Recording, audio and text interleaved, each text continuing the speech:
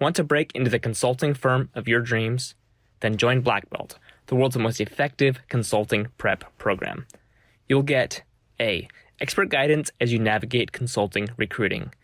B. Confidence to walk into any case or behavioral interview knowing that you're prepared. And C. An 80% chance to land an offer in an industry where the average is 3%. Our expert team has helped thousands land offers at over 170 global consulting firms like McKinsey, Bain, BCG, EY, etc. And we can help you do the same. First, we'll make sure you get an interview by editing your resume and cover letter. Then, we'll prepare you for the interview through one-on-one coaching with a former McKinsey, Bain, or BCG consultant. We'll work with you no matter your background, timeline, or situation. We've seen it all. And with the right strategy, there is no such thing as an impossible situation. Are you ready to get the upper hand by joining the world's most effective consulting prep program? Learn more and register at the link in this episode's show notes.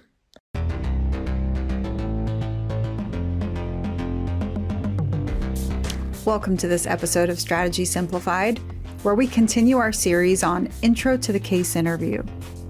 In this series, we're talking through each of the 5 main pieces of the case one by one. And this is number 4 in the series, where we're talking about creative brainstorming. Let's jump in. Creative brainstorming. So let's talk together about why would our interviewers want to ask non-math questions? Some of us might be thinking that. And what does good look like? And how might I be able to tackle these types of questions? So first, why would we have non-math questions in the interview? Well, this gives us a good opportunity to see your ideaphoria on display, your brainstorming on display, your capacity to quickly engage in brainstorming and idea creation around something that you're probably not an expert in. As such, non-quantitative questions, these qualitative brainstorming questions, they can run the gamut. Any type of non-math question that is asking you to generate ideas is fair game for a creative brainstorming question. These are good opportunities for you to showcase some of your business acumen, if you're able to, through the answer to this question. Your interviewer wants to see you generate a lot of answers.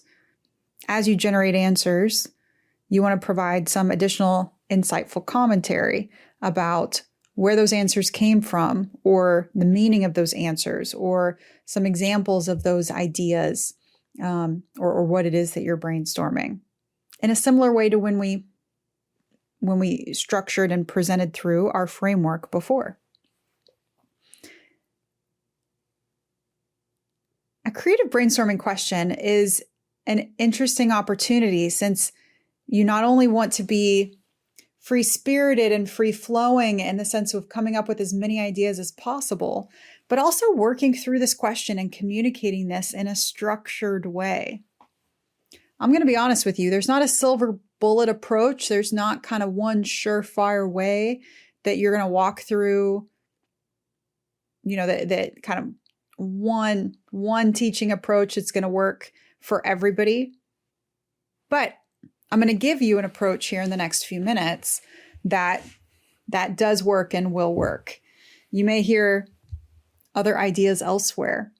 But if our goal is to come up with as many ideas as possible while remaining structured in the way that we deliver and talk through, and pepper in these insightful commentary along the way, showcasing our business acumen, then I can think about this in terms of the same basic structure, to be honest, that we would think through the math. I'm going to start with a recap, and then I'm going to structure, and then I'm going to solve through this problem, and I'm going to end with insights. Those are the same basic components that we just talked through in installment 3 in terms of math, but the implication, the interpretation of them becomes a little bit different when we think about creative brainstorming. First, off the top, recap and clarifying questions. This continues to remain true, as we've talked about in the previous sections. Every time a new piece of information is given to me, whether that's a new section of the case that's really only includes a new question, or if there's any new data or information that comes alongside that question, anytime I get new information in this case, there's a good opportunity for me to rephrase, reframe, synthesize that. And in terms of starting my answer, be able to recap that back to the interviewer, align with them that I heard the information correctly, and anchor myself on what it is that we're trying to do in this section of the discussion. After that recap, I get to ask clarifying questions. If there's anything that doesn't make sense to me, now's a good time to ask that before I just jump in. If there's any assumptions that I sense that I'm making in my interpretation of this information, of the question or the data that I've just received, then I want to make sure to try and vocalize that and confirm whether or not my understanding is correct. We want to nip assumptions in the bud. We want to fully verbalize everything. We want to make have full assurances that we're working through our understanding of the knowledge, working through this problem in the correct way. And the correct way is the understanding of the information and the data, really in terms of our client's perspective. And our best proxy for that is then through the interviewer. Now, after the recap, what we want to do is ideally, best in class, best case, I want to try and structure the way that I'm going to answer through this question first. Now, what's going to happen over the next 3 to 5, maybe 2 to 5 minutes that I'm going to answer this question? That's kind of the average length of time for a full creative brainstorming question. Over the next few minutes, as I talk through my answer, I ultimately want to end up with as many independent ideas as possible, but still have delivered them in a structured way. One way that you can do that is create a structured, bucketed list of ideas over multiple minutes' time. So over the duration of this segment of the case, what I end up with and write on my paper as I keep track of my ideas and as I take notes would perhaps even look something like my framework that I created up front in this case discussion. Although now I am actually ideating solutions. I am actually brainstorming product features or, new approaches, pathways forward, risks, etc. Again, these questions really run the gamut and can feel like they're completely out of left field in the way that the cases are written. But it gives you an opportunity to think about another aspect, another component part of the problem. It may or may not be a part that is actually related to the information and data you just received in a math section or segment. And by the way, no guarantee that your math segment's going to come first. You could have a creative brainstorming segment that comes first. But best in class, I'm going to create that structure first, which means I'm going to write down the categories. I'm going to talk through, brainstorm the categories out loud first, and then capture them on my paper. Following that, I would brainstorm in a very structured way within each category, one by one. Now, depending on the day, depending on the question, maybe you're not able to come up with those categories first. Maybe you're just able to start coming up with individual, more bullet point ideas first. I still want to capture them on my paper. That's going to slow down my pace of speaking. That's going to give me the opportunity to take a look at what I'm coming up with. Have an opportunity as you're coming up with these ideas and you're talking at a slower pace of speaking, a conversational tone, perhaps taking natural pauses, thinking pauses in conversation, to be able to group like with like and actually identify your first category. When you get to the opportunity to be able to name your first category from the ideas that you're coming up with at this moment in time, it many times then allows you to start to name other categories and to create that structure as you go along. Either way, by the end of this answer, I'd like to see that you created a structure around the ideas that you came up with. I don't think this is a good excuse to go and memorize 100 new frameworks, although a handful of kind of just real common variations in your back pocket can be helpful. Maybe just at a really introductory level, you start thinking about something in terms of pros and cons or internal and external or very basic framings. But then we want to perhaps, if and when possible, go a level deeper than that. So in this portion of the case, we don't start from the same base of memorized frameworks as we do at the structure framework component. Instead, we practice through talking through varied questions out loud,